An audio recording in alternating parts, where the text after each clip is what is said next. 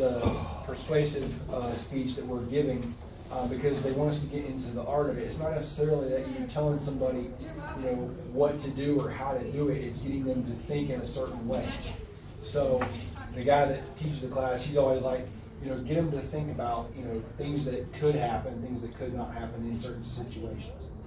So because I'm an IT in the military, I thought, well, what's the number one thing that I as an IT have seen that people struggle with when it comes to different things? I thought, password changes. That's what I thought about, changing the passwords. Now, people forget them. People, you know, they say they have the same one for everything. And that might, no, that's never a good thing because somebody can figure out what that password is, right? So this, yes, I am starting actually.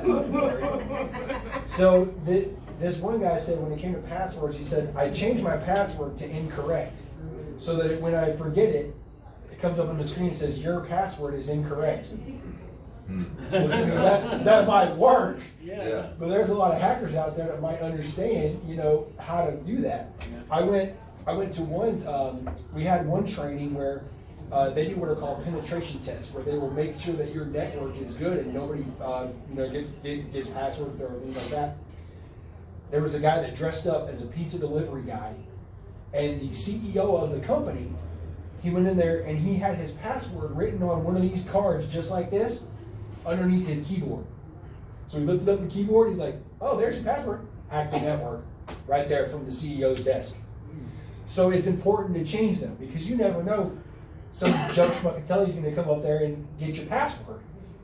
So 3 things I'm going to look at. Why change it? Okay. Why is it so stringent on complexity and examples of it, right? So the first one is, why change it? Because there's hackers sitting in mom's basement that are doing a bunch of things to find out what your passwords are. They might have a profile picture that shows a 16-year-old girl. They're not. They're a 45-year-old man who still lives at home. So what he's doing is what is called a dictionary attack. They will find every single word in the dictionary and they will type it in faster than they can possibly go. And they will be able to determine from that how you do it. Also, when they do the test of the network, they will go to different keyboards. I don't know if you've seen the movie National Treasure. What he did was he had that light that he shined on the keyboard to find her password. They can do that.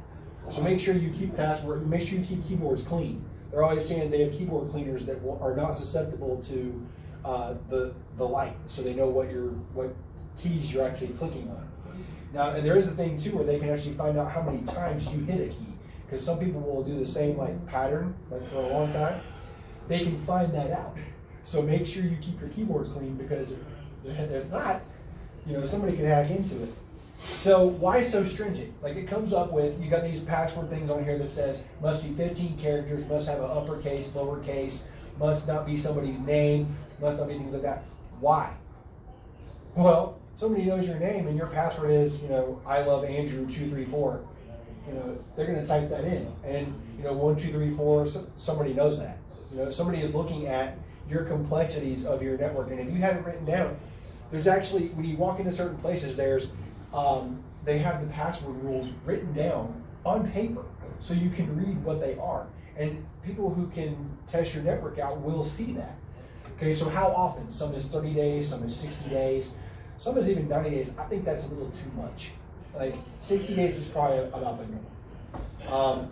But like now, examples of this, I mentioned the guy with dressing up like the pizza delivery guy. They actually do this.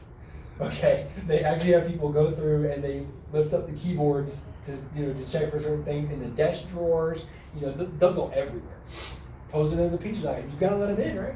You gotta let him in. He's a pizza guy. Yeah, you gotta get that pizza. Got my password. Like I said, I'll mention about the mom's basement again. There are people sitting in lazy boy chairs with those computers on their laps, looking at all this stuff. You know, they're looking at when you log in, how often you log in, what. You know, public Wi-Fi, that's another thing too.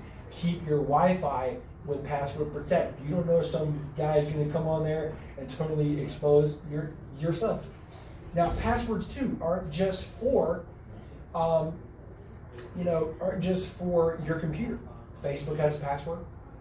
Everything you do can be password protected. If you put data on something, you password protect it. If you have to put it on a computer, you yourself can get on there. But if somebody knows what password you use, well, there goes all your data. So the thing is change your password, right?